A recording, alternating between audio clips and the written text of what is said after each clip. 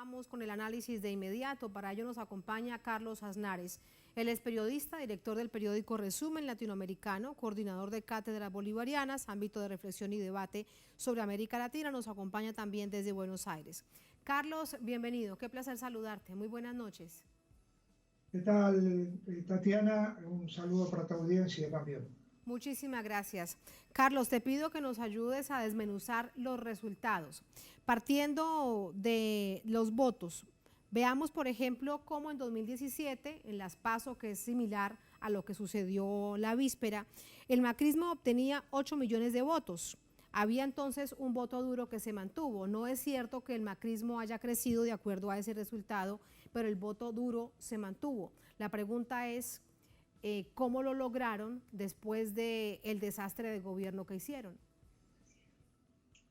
Y bueno, lo lograron porque ahí suma mucho los errores que se cometieron por parte del gobierno actual. Esto está claro, ayer hubo un voto bronca, un voto que no estaba previsto ni por unos ni por otros, pero que tiene que ver con que la clase política en general, los encuestadores en especial, y también el gobierno, no escuchan el rum rum que hay por debajo. Y muy por debajo, la gente que votó ayer, no toda es de derecha, por supuesto, no toda la gente que votó al macrismo es de derecha, pero hay una necesidad de decir, esto como está ahora no me gusta, no lo están haciendo bien. Además, ha habido un montón de gente que no ha ido a votar, y esto también es una cosa especial. Y también tenés que tener en cuenta otra cosa. En el 2019, el gobierno, el partido del Frente de Todos, sacó alrededor de 13 millones de votos y ayer sacó 6 millones. O sea, se ha perdido de dos personas, se ha perdido uno. Y esto marca también una cantidad de errores que se han cometido, el pago de la deuda externa a pesar de que se dijo que no se iba a hacer, la negociación a la baja con el Fondo Monetario, los salarios que están muy por debajo de la canasta de la canasta básica, la inflación que sigue subiendo. Por supuesto que no es todo culpa de este gobierno, pero este gobierno tampoco ha tomado medidas a pesar de la pandemia, porque no todo se le puede echar la culpa a la pandemia, a pesar de la vacunación que ha sido exitosa. Bueno, hay situaciones que tienen que ver con el pueblo de abajo, que no han sido atendidas. Yo te digo claramente, hay un plan de subsidios que se ha dado para 1 millón de personas y hay 11 millones que han quedado afuera. Y esto pasa factura, tarde o temprano pasa factura. Claro, con respecto a este voto peronista, como nos dices, para darle un nombre, una caracterización, este voto castigo de aquellos que decidieron no hacerlo. ¿Qué pasa desde la perspectiva política? Si estamos hablando de un voto peronista, se entienden las dificultades por las que atraviesa este gobierno, producto de la herencia macrista, producto además de la pandemia, de todo el contexto mundial. ¿Qué pasa entonces desde esa perspectiva política de aquel peronista que decide no salir a votar para castigar al gobierno?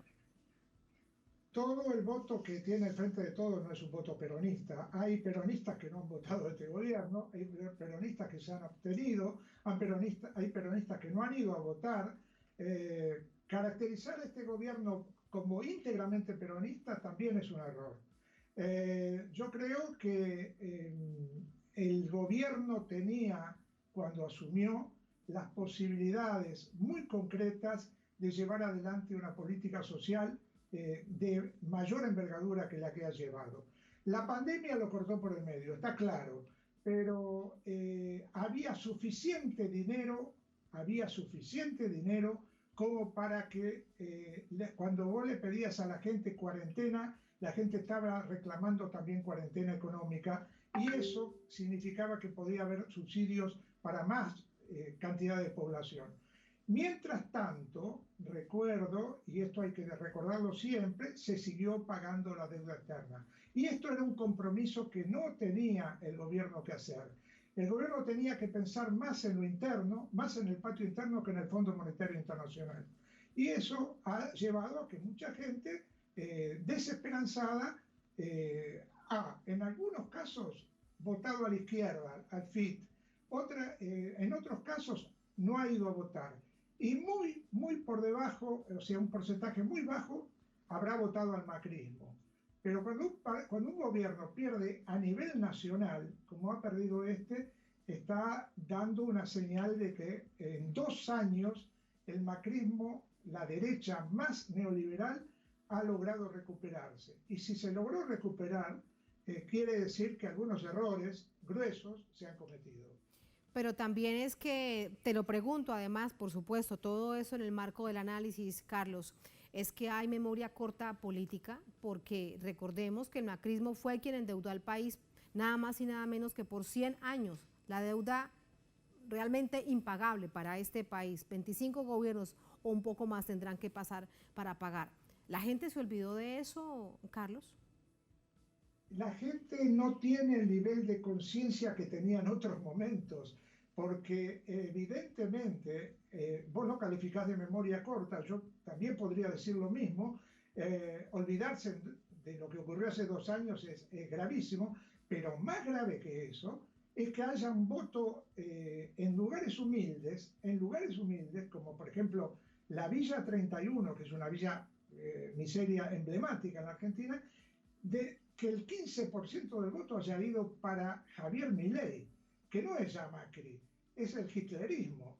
Y esto indica que evidentemente la clase política no atiende a algo muy importante, que es la formación cívica, la formación política de la gente. Están más preocupados en sacarse fotos, en sonreír desde los carteles, en poner candidatos que no representan a nadie. Por ejemplo, la candidata que se puso en la provincia de Buenos Aires por parte del Frente de Todos es un error garrafal, no representa a nadie y ha hecho una campaña banal en toda la línea. Y lo digo con mucho enojo porque yo entiendo, por vivir en este país, lo que significa que en 2 años volvamos a tener al macrismo y a lo peor del macrismo, y además ahora una variante hitlerista representada por un personaje que hasta ayer no significaba nada, instalada en una campaña política que va a tener que hacer mucho el gobierno para zafar de esto. Por supuesto que podría zafar, que por supuesto que se podría recomponer, pero tiene que dar un volantazo muy fuerte a su política. Tiene que, por lo menos, echarlo al ministro de Economía, que ha hecho un papel de ser un súbdito del imperialismo norteamericano, prácticamente, y tener una política exterior un poquito mejor que la que hemos tenido. Por ejemplo, Sí. no puede ser que de la Argentina no se reconozca a Venezuela, no se reconozca con el agradecimiento que tendríamos que tener para Venezuela bolivariana. Y no tenemos ni embajador en Venezuela. Carlos, tendría que haberse radicalizado desde la atención a los sectores más vulnerables y interpretando esto que nos está diciendo, ¿habrá tiempo para que dé ese viraje, para radicalizar entonces esa postura de gobierno en los próximos 2 años? Yo creo que tiene que hacerlo porque si no es un suicidio. Yo te digo la verdad, creo que de aquí a noviembre va a ser muy difícil, pero es muy probable que la gente que ahora le ve las orejas a Ló y que no ha ido a votar, posiblemente ayude a que no se pierda la provincia de Buenos Aires. Esto en la mejor de las predicciones, El peronismo o el Frente de Todos en general no debería perder la provincia de Buenos Aires porque con lo mal que lo han hecho algunos gobernadores y también algunos intendentes, Kicillof no ha sido el peor, ni mucho menos. Kicillof ha hecho un gobierno bastante mejor que el que hizo la señora Vidal, que ahora acaba de ganar por el macrismo en la capital. Mucho mejor. Entonces yo creo que posiblemente se pudiera recuperar la provincia de Buenos Aires. Ahora, para los 2 años que quedan, si el gobierno no radicaliza las posiciones, si no atiende el tema de que hay mitad de la población, el 50% por debajo del cordón de la pobreza, y que no se lo puede consolar solamente con subsidios, sino que hay que dar trabajo digno, que es lo que están reclamando las organizaciones sociales todo el tiempo en la calle. Ha habido muchas movilizaciones en Argentina que el gobierno no las ha escuchado y pretende permanentemente aumentar los subsidios y después no llegan esos aumentos. Entonces, más que subsidios, tenés que dar trabajo digno, tenés que la gente tenga la posibilidad de autosostenimiento, porque de lo contrario se crea una cultura del no trabajo que realmente embrutece y hace perder la autoestima a los trabajadores y a las trabajadoras desocupadas. Por último, Carlos, nos hablabas de la falta de idoneidad de algunos candidatos. Ya no hay nada que hacer, pasaron las primarias y esos son los candidatos con los que tendrán que trabajarse de cara a noviembre. Lamentablemente es así. Lamentablemente si hubiera una posibilidad de quitar a alguien, quitaría a quien fue como candidata de la provincia de Buenos Aires. Es una persona que realmente, si escucharas la banalidad con que hizo la campaña política, la campaña electoral, te daba vergüenza. Y es increíble, y eso se hace porque hay dedo, porque hay arreglos por arriba, porque no se escucha la voz del pueblo. Ahora están todos desesperados diciendo hay que escuchar al pueblo, hay que escuchar al pueblo.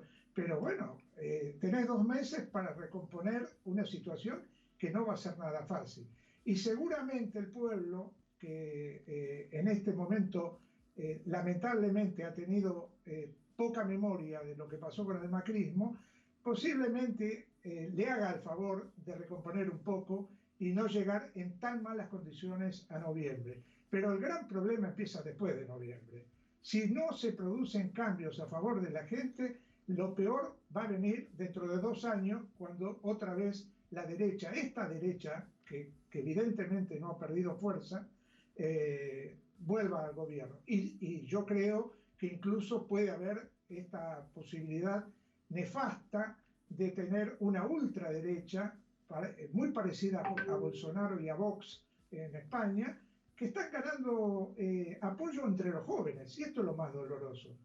Esos jóvenes que no encuentran ni en la izquierda trotskista, que es la que ha sacado un 5% de los votos, ni en el Frente de Todos la posibilidad de salir para adelante. Y entonces viene un personaje de estas características, pega 4 gritos, habla contra el chavismo, contra Cuba, contra el socialismo, y nombra a los adalides del neoliberalismo, y con eso embauca a un grupo de jóvenes que lo han votado realmente increíblemente, porque ha sacado más votos que esta izquierda trotskista que viene peleando hace mucho tiempo para juntar diputados y no logra pasar del 5%, y de pronto aparece Javier Milei y en pocos meses te dobla la votación. Suma a esto los laboratorios en redes sociales y medios de comunicación y se hace toda una conjunción de acciones y estrategias para que figuras como estas pues logren ese resultado. Carlos, muchísimas gracias por el análisis. Muy buenas noches. Un abrazo grande. Chao. Un abrazo. Gracias, Carlos.